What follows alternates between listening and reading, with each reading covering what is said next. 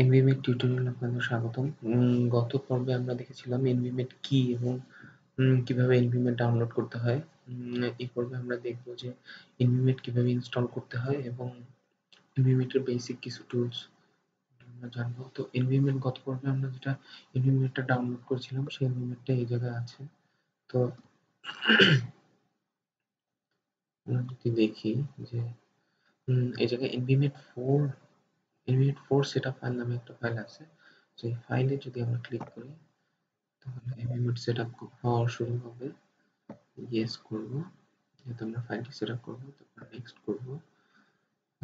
এই যে কিছু লাইসেন্স এগ্রিমেন্ট আছে, এগুলো আমাদের অ্যাকসেপ্ট করতে হবে, তাহলে আমরা কেবলমাত্র পরবর্তী ধাপে যেতে পারবো। তারপর আবার নেক্সট ক্লিক করব। এখন এই জায়গায় এনভিএমএ এর একটা পাসওয়ার্ড আছে, পাসওয়ার্ড লাগে এনভিএমএ ইনস্টল করার জন্য।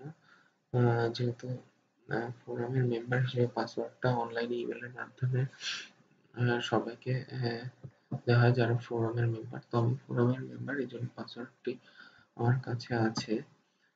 তো পাসওয়ার্ডটি হলো, আপনাদের সুবিধার জন্য এনভিএমএ 4 এর লিংক এবং পাসওয়ার্ড ফাইলও এই ভিডিওর সাথে লিংক হিসেবে দেওয়া থাকবে। তো এটা হলো আমার পাসওয়ার্ড। পাসওয়ার্ডটা আমি কপি করব কন্ট্রোল সি চেপে, তারপর পাসওয়ার্ডটি এখানে পেস্ট করব কন্ট্রোল ভি চেপে, তারপর নেক্সট করব। এনভিএমএ আপনি কোথায় সেট আপ করতে চান, চাইলে সি ড্রাইভে সেট আপ করতে পারেন, বা আপনার অন্য কোথাও যদি আপনি সেট আপ করতে চান সেই ড্রাইভ বা সেই ফোল্ডারে আপনি সেট আপ করতে পারেন। তারপর next,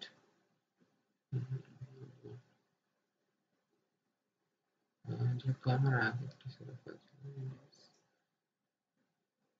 next create a desktop icon যদি চেক করা থাকে তাহলে আপনার একটি এনভিএমএ আইকন পাবো ডেস্কটপে, এবং create a quick launch for NVMe দিলে আমরা এই জায়গা থেকে এনভিএমএ স্টার্ট করতে পারবো। তো নেক্সট দিব, তারপর ইনস্টল। এনভিএমএ ইনস্টল হচ্ছে।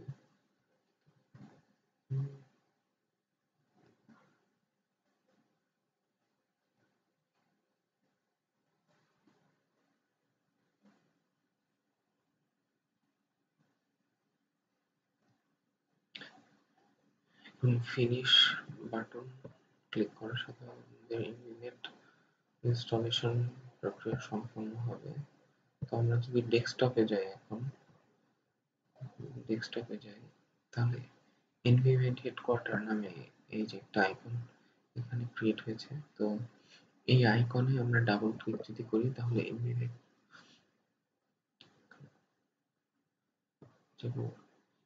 আসলে কাজ করার জন্য যেটা করতে হবে যে এনভিএমএ এর একটা ওয়ার্ক স্পেস ক্রিয়েট করা লাগবে।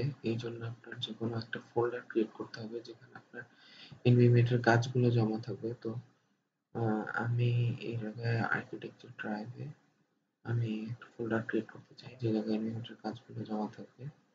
এরপর ডান বাটন চাপার সাথে সাথে আমরা এনভিএমএ এর যে মেইন প্যানেল সেই প্যানেলটা পাবো। এনভিএমএ এর মেইন প্যানেলে এনভিএমএ যেটা আছে যে এনভিএমএ 4, এটা কোন ভার্সন আমরা ইউজ করবো সেটা আমরা জানি। এটা দেব ডাটা এন্ড সেটিংস এ, ম্যানেজ প্রজেক্ট এন্ড ওয়ার্কস্পেসে গিয়ে আমরা আমাদের যে প্রজেক্টটা আমরা খুলবো বা যে নতুন প্রজেক্ট নিয়ে কাজ করবো সেই প্রজেক্টের জন্য আলাদা একটা ফোল্ডার খুলবো। তো আমরা ম্যানেজ সেই জায়গাটা যদি দেখি, এরকম সিলেক্ট ওয়ার্কস্পেস এই জায়গা থেকে আমরা যে জায়গায় আমরা যে জায়গায় ওয়ার্কস্পেস ক্রিয়েট করতে চাই সেই জায়গায় আমরা ক্রিয়েট করতে পারবো।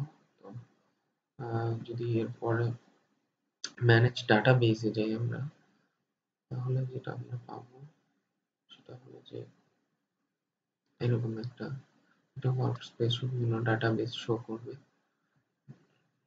তারপরে যদি আলবেরো দিয়ে আমরা আলবেরোতে গেলে যেটা পাবো সেটা হলো যে এলিমেন্ট, যেহেতু প্রথম পর্বে আমরা বলেছিলাম যে এলিমেন্ট ল্যান্ডস্কেপ মডেলিং নিয়ে কাজ করে। সো এই জায়গায় আমরা আলবেরোতে আমরা বিভিন্ন ধরনের গাছের আমরা 2D এবং 3D সিমুলেশন, মানে 2D 3D ট্রি চুজ করতে পারবো, আমরা দেখতে পারবো বিভিন্ন টাইপের ট্রি, বিভিন্ন সাইজ, এই জায়গা থেকে সাইজ ভ্যারিয়েশন এবং গাছের কোয়ালিটি, এগুলো আমরা এই জায়গা থেকে কন্ট্রোল করতে পারবো।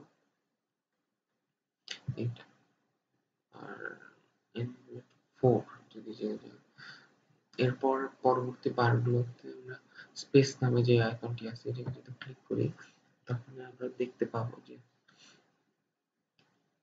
স্পেস আইকনে ক্লিক করলে আমরা যেটা দেখবো সেটা হলো যে স্পেস বারটা কাজ করে মেইনলি মডেলিং ক্রিয়েটের জন্য। এটা আমার একটা ক্যানভাস, এই জায়গাটা আমার ক্যানভাস, এটা প্রত্যেকটা এক একটা করে ইউনিট আমার মাপগুলো সঠিক রাখার জন্য। দেখা যাচ্ছে 20 পিক্সেল পার গ্রিড, মানে প্রত্যেকটা গ্রিডের মধ্যে 20 20 পিক্সেল করে ইনক্লুড করা আছে সাইজ হিসেবে।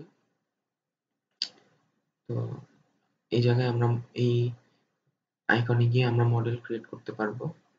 তারপর যদি আমরা পরবর্তী মডেলটা দেখি, পরবর্তী যে এটা হচ্ছে কনফিগার উইজার্ড, এই জায়গায় যদি যাই আমরা, তাহলে দেখতে পাবো যে এনভিমেন্টে অন্য যে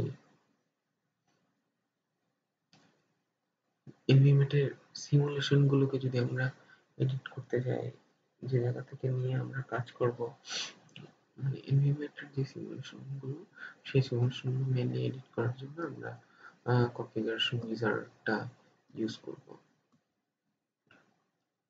তার পরবর্তী বারে এগুলাই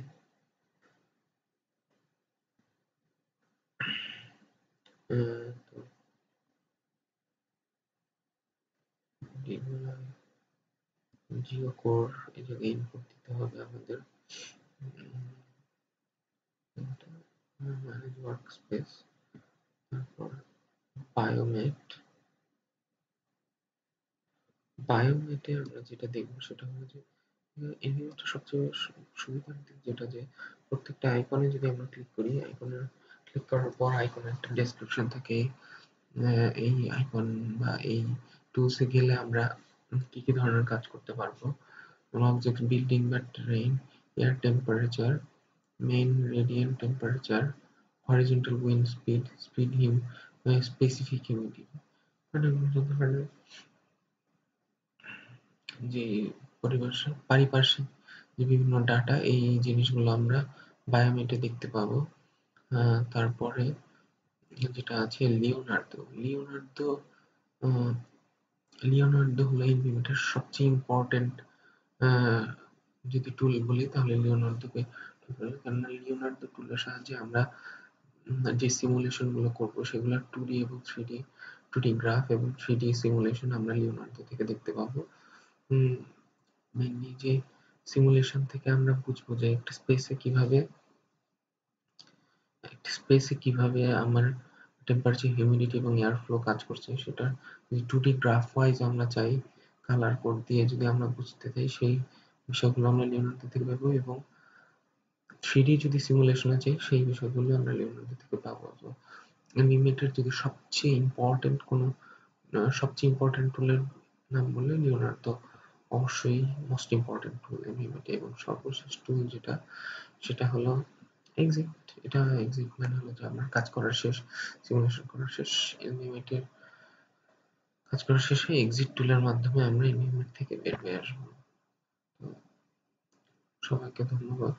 পরবর্তী টিউটোরিয়ালে আমরা দেখবো যে কিভাবে মডেল মেক করতে হয় এবং তারপরে কিভাবে সিমুলেশনে আমরা ধীরে ধীরে আগাবো, সেই প্রক্রিয়াগুলো আমরা ধীরে ধীরে পরবর্তী টিউটোরিয়াল গুলোতে দেখবো। সবাইকে ধন্যবাদ।